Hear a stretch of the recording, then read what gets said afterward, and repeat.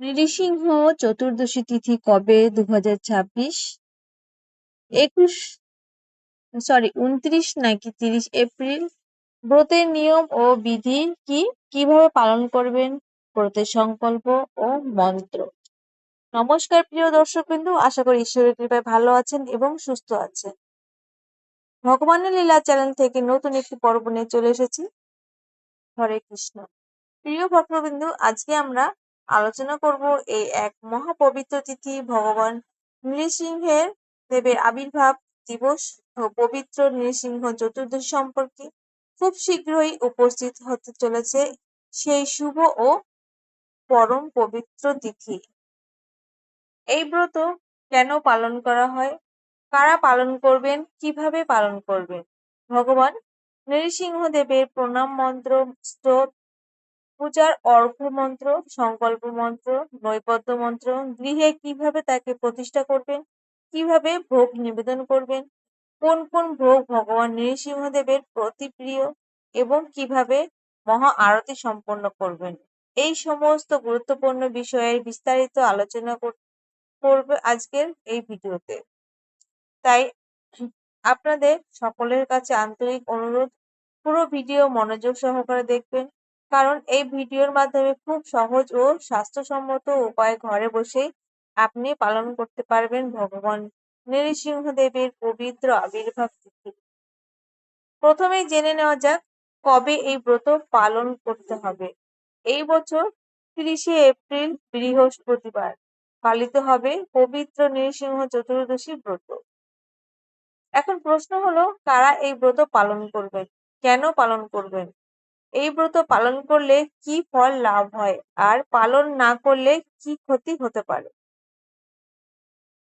বৃহৎ নৃসিংহ পুরাণে বলা হয়েছে, বর্ষে বর্ষ তু কর্তব্যং মহাসন্তোষকারম অকম। অর্থাৎ স্বয়ং ভগবান শ্রীহরি ঘোষণা করেছিলেন যে শুধুমাত্র একবার এই ব্রত পালন করলেই কর্তব্য সম্পূর্ণ হয় না, প্রতি বছর ভক্তি ভরে এই পরম পবিত্র ও গোপনীয় ব্রত পালন করা প্রত্যেক মানুষের কর্তব্য। বিশেষ করে যারা সংসারের দুঃখ, ভয়, বিপদ ও অশান্তি থেকে মুক্তি কামনা করেন, তাদের জন্য এই ব্রত অত্যন্ত গুরুত্বপূর্ণ ও কল্যাণকর। শাস্ত্রে আরো বলা হয়েছে যে যে ব্যক্তি জেনে শুনে ভগবানের এই পবিত্র আবির্ভাব তিথিতে উপেক্ষা করে এবং পালন করে না, সে কঠিন দুঃখ ও পাপ ফলের সম্মুখীন হয়। তাই প্রত্যেক ভক্তের উচিত গভীর শ্রদ্ধা, ভক্তি ও নিষ্ঠার সঙ্গে এই দিবস পালন করা। এখন আমরা জানলাম কবে পালন করতে হবে, কারা পালন করবেন এবং কেন পালন করবেন। এবার জানা যাক যে কিভাবে এই ব্রত পালন করতে হয়। যারা আমিষ আহার করেন তারাও এই ব্রত পালন করতে পারে, তবে একটি বিশেষ নিয়ম অবশ্যই মানতে হবে। ব্রতের আগের দিন, ব্রতের দিন এবং ব্রতের পরের দিন, এই 3 দিন সম্পূর্ণরূপে আমিষ আহার পরিহার করতে হবে। এরপর করতে হবে সংকল্প গ্রহণ। এই সংকল্প মন্ত্র ব্রতের আগের দিন সন্ধ্যাবেলায় অথবা ব্রতের দিন সকালে ভক্তি ভরে পাঠ করা যেতে পারে। ভগবান শ্রী নৃসিংহদেবের চরণে ভক্তি ভরে পুষ্প নিবেদন করে এবং সংকল্প মন্ত্র পাঠ করবেন এবং তার কাছে প্রার্থনা করবেন যেন এই ব্রত সফলভাবে এই নির্বিঘ্নে সম্পূর্ণ করতে পারেন। এবার বলি সংকল্প মন্ত্র। হে নৃসিংহ মহাভীম, দয়াং কুরু মম প্রভো, আত্মানং তে বিধাস্যামি ব্রতং নির্বিঘ্নং তং রজ। অর্থাৎ, হে নৃসিংহদেব, হে মহাভয়ঙ্কর পরমেশ্বর, আমার প্রতি দয়া করুন। আজ আমি আপনার এই পবিত্র ব্রত পালন করতে চলেছি। অনুগ্রহ করে আপনার কৃপা যেন আমি এই ব্রত নির্বিঘ্নে ও সাফল্যের সঙ্গে সম্পূর্ণ করতে পারি। এইভাবে আন্তরিক ভক্তি করে প্রার্থনা করে বলবেন, হে প্রভু, আমি আপনার এই পবিত্র ব্রত পালন করব। কৃপা করে আমাকে আশীর্বাদ করুন যেন আমি এই ব্রত যথাযথভাবে ও নির্বিঘ্নে সম্পূর্ণ করতে পারি। সংকল্প গ্রহণের পর শুরু হয় ব্রত পালনের মূল প্রস্তুতি। সেই পবিত্র দিনে ভোরবেলায় সূর্যোদয়ের পূর্বেই শয্যা ত্যাগ করতে হবে। এরপর প্রাতঃকৃত্য সম্পূর্ণ করে শুদ্ধভাবে স্নান সেরে দেবেন। স্নানের পর পবিত্র তিলক ধারণ করে গভীর শ্রদ্ধা ও ভক্তিভরে ভগবানের বেদী বা পুজোস্থানে প্রবেশ করবেন। এরপর শাস্ত্রসম্মত নিয়মে ভগবান নৃসিংহদেবের জাগরণ করবেন এবং ভক্তি ভরে তাকে জাগিয়ে প্রার্থনা নিবেদন করবেন। তারপর নিবেদন করবেন পল্লব ভোগ। ভগবান নৃসিংহদেবের কাছে বিশেষভাবে প্রিয় ভোগ হলো রাবড়ি, ক্ষীর, বিভিন্ন মিষ্টি, মাখন এবং চিনি মিশ্রিত দুগ্ধজাত খাদ্য। তাই যতটা সম্ভব আন্তরিকভাবে স্নেহ ও ভক্তি সহকারে এই ভোগ নিবেদন করবেন। পল্লব ভোগ নিবেদন পর ভক্তি ভরে সম্পূর্ণ করবেন মঙ্গল আরতি। এইভাবে অত্যন্ত সহজ ও স্বাস্থ্যসম্মত পদ্ধতিতে পঞ্চ পঞ্চোপচারে ভগবান নৃসিংহদেবের পুজো সম্পূর্ণ করবেন। এইভাবে সহজ ও স্বাস্থ্যসম্মত পদ্ধতিতে পঞ্চমোপচারে ভগবান নৃসিংহদেবের পুজো সম্পূর্ণ করা যায়। এখন অনেক ভক্তের মনে একটি গুরুত্বপূর্ণ প্রশ্ন আসে, এই ব্রতের দিনে সারাদিন কি খাওয়া দাওয়া করবেন? সারাদিন কি খাওয়া দাওয়া করা যাবে? কি ধরনের নিয়ম পালন করতে হবে? শাস্ত্র অনুযায়ী সম্ভব হলে এই দিনে নির্জলা উপবাস পালন করা সর্বোত্তম। অর্থাৎ সন্ধ্যাবেলায় ভগবান নৃসিংহদেবের আবির্ভাব কালে পর্যন্ত জলও গ্রহণ না করা, উপবাস পালন করা শ্রেষ্ঠ বলে মনে করা হয়। তবে যদি কারো পক্ষে নির্জলা উপবাস পালন করা সম্ভব না হয়, তাহলে তিনি সজলা ব্রত পালন করতে পারেন। অর্থাৎ অল্প পরিমাণ জল গ্রহণ করা যেতে পারে। আর যদি কারো শারীরিক অসুস্থতা থাকে, বয়সজনিত সমস্যা থাকে অথবা চিকিৎসকের বিশেষ নির্দেশ থাকে, তাহলে অনুকল্প প্রসাদ হিসেবে দুধ, ফল বা হালকা ফলাহার গ্রহণ করা যেতে পারে। কিংবা একাদশী জাতীয় যে সমস্ত খাদ্যগুলো আছে অবশ্যই সেগুলো। তবে একটি বিষয় অবশ্যই মনে রাখতে হবে, এই দিনে সাধারণ ভোজন বা নিয়মিত খাদ্য গ্রহণ করা উচিত নয়। নৃসিংহ চতুর্দশী ব্রত যতটা সম্ভব সংযম, ভক্তি, শ্রদ্ধা ও তপস্যার সঙ্গে পালন করতে হয়।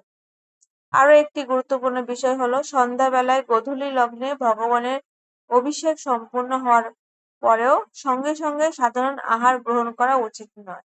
তখনও সংযম বজায় রাখা হয়। অর্থাৎ অনুকল্প প্রসাদ ব্যতীত অন্য কোনো সাধারণ খাদ্য গ্রহণ না করাই শ্রেয়। যারা কঠোরভাবে এই ব্রত পালন করেন তারা ভগবান নৃসিংহদেবের আবির্ভাবের লীলা স্মরণ এবং নাম সংকীর্তন, স্তব পাঠ ও হরিনাম অধিক সময় অতিবাহিত করবেন। এটি প্রস্তুত করা হয় গোলমরিচের গুঁড়ো, তাল মিশ্রি বা গুড় এবং সামান্য আদার রস একসঙ্গে জলে মিশিয়ে। এই শীতল ও পবিত্র পানীয় ভগবান নৃসিংহদেবের নিকট অত্যন্ত প্রিয় নিবেদন হিসেবে মান্য। এই পালনে অবশ্যই তুলসী পাতা সহকারে ভগবান নৃসিংহদেবের নিবেদন করবেন। ইচ্ছে করলে একবার নয়, 2 বার বা 3 বারও ভক্তি ভরে নিবেদন করতে পারেন। সারাদিন যত বেশি সম্ভব ভগবানের সেবা, ভোগ নিবেদন, নাম সংকীর্তন ও স্মরণ করবেন, ততই অধিক শুভ ও কল্যাণকর ফল লাভ হবে। এবার আমি অত্যন্ত গুরুত্বপূর্ণ একটি বিষয়ে, গোধূলি লগ্নে ভগবান নৃসিংহদেবের অভিষেক। অনেক ভক্তের মনে প্রশ্ন আসে যে অভিষেক কিভাবে করব? প্রকৃতপক্ষে অভিষেক বিস্তৃত নিয়ম অনেক বড় এবং সকলের পক্ষে তা সম্পূর্ণরূপে পালন করা কঠিন হতে পারে।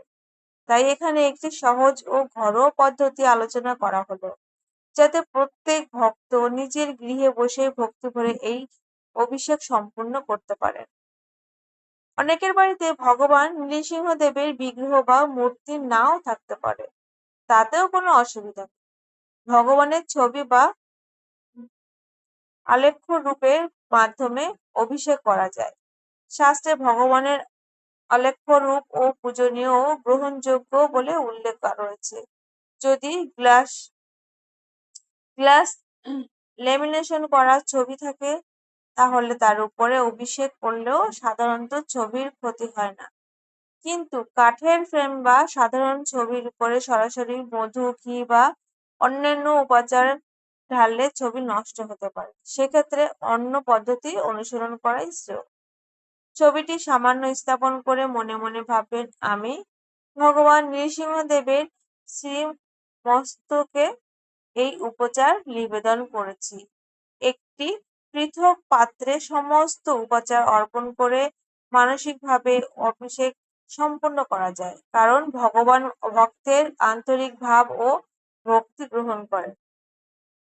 অভিষেকের জন্য অত্যন্ত পঞ্চামৃত বা পঞ্চশস্য ব্যবহার করা যেতে পারে। পঞ্চগত হলো গোমূত্র, গোময়, দুধ, দই ও ঘি। তারপর পঞ্চামৃত হলো দুধ, দই, ঘি, মধু এবং মিষ্টি জল বা চিনি মিশ্রিত জল। একটির পর একটি উপাচার ভক্তি ভরে নিবেদন করবেন। যদি দক্ষিণারত শঙ্খ থাকে তবে তা অত্যন্ত শুভ বলে গণ্য করা হয়। সেই শঙ্খ প্রতিটি উপাচার নিয়ে সামান্য তুলসী পাতা সহকারে নিবেদন করবেন এবং মনে মনে ভাববেন যে আপনি ভগবান শ্রীমস্তকে অভিষেক করছেন।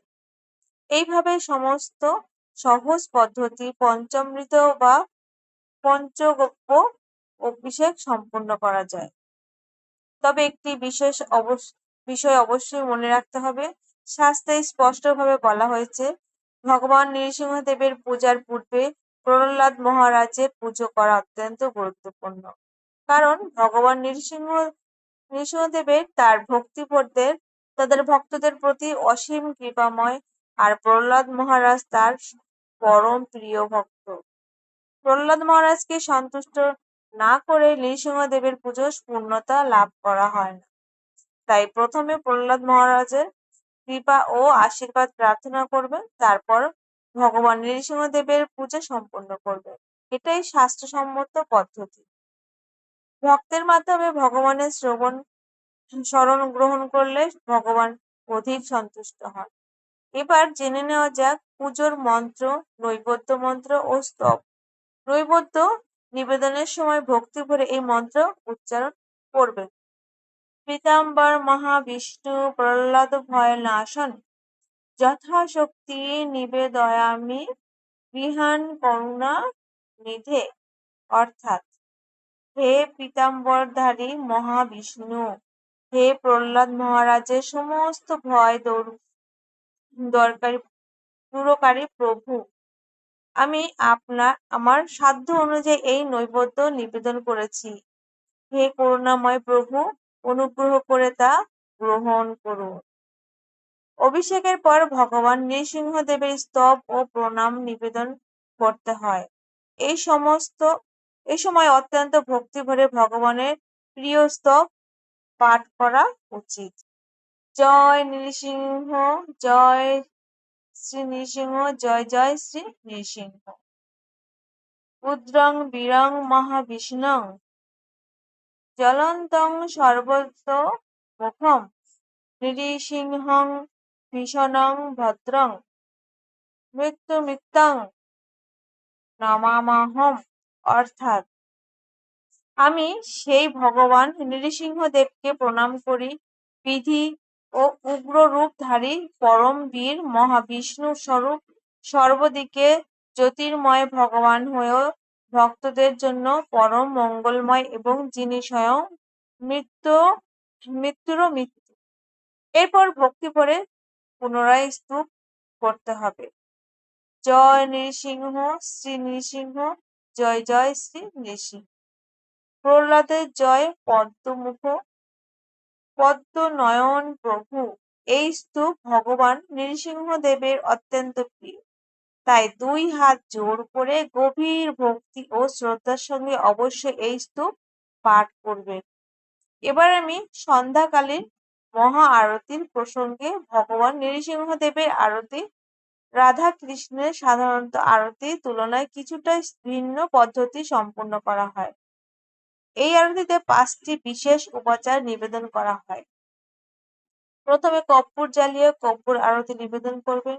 আরতির সময় প্রদীপ বা আরতির উপচার ঘোরানোর নিয়ম হলো ভগবানের চরণে 4 বার, নাভি দেশে 2 বার, মুখমণ্ডলে 3 বার, সমস্ত শরীরে 7 বার। সবসময় দক্ষিণাবর্তে অর্থাৎ ঘড়ির কাঁটার দিকে আরতি করবে।